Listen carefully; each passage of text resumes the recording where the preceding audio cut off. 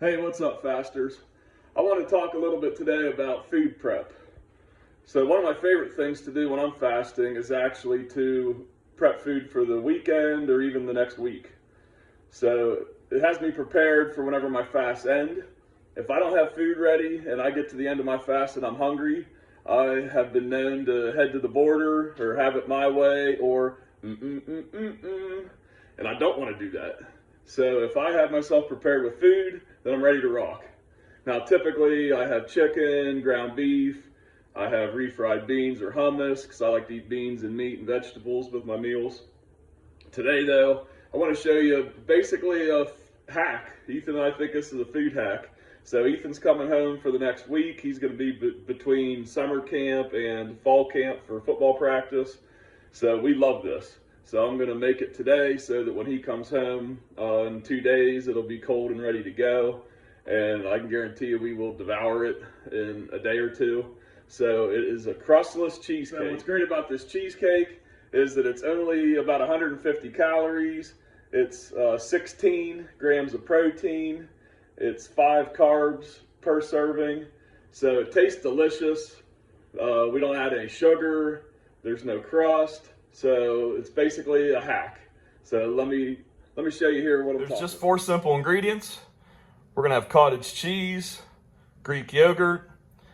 Now I'm out of the plain Greek yogurt. I used that yesterday on my tacos. So I'm actually using a flavored vanilla Greek yogurt. I'm gonna have farm fresh eggs and protein powder. So that's it, real simple. We just blend it up, bake it. Voila. Okay, so we have 1 container of cottage cheese in here. We have 1.5 cups of Greek yogurt, 3 large eggs. So I'm using farm fresh eggs. Of course, they vary in size, so they were about 3 large eggs. If you have really small eggs, if you're using farm fresh, you might need a 4th. If you're using extra large eggs, you'll probably only need 2. But the eggs actually make this set whenever you bake it. So you need to make sure you have the equivalent of about 3 large eggs. And then I have 1 scoop of vanilla protein powder. So my Greek yogurt was vanilla and my protein powder is vanilla. So now we just blend it.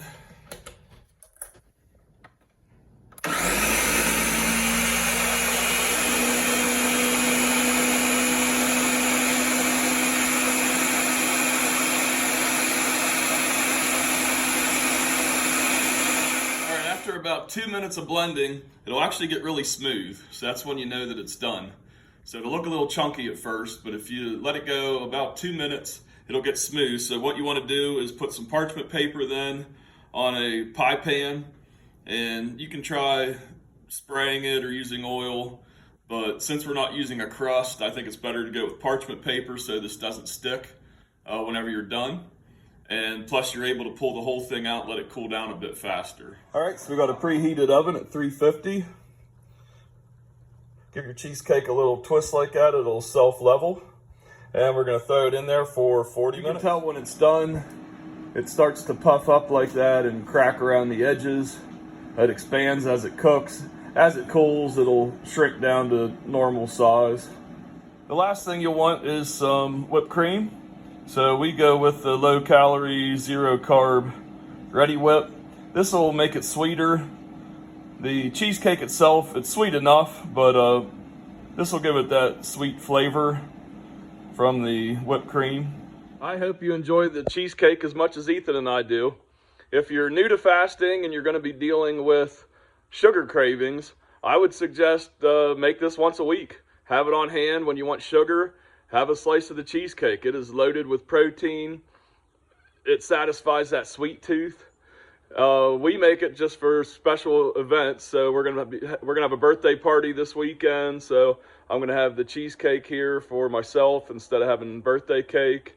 But I will put the link to the recipe in the description. And as always, happy fasting.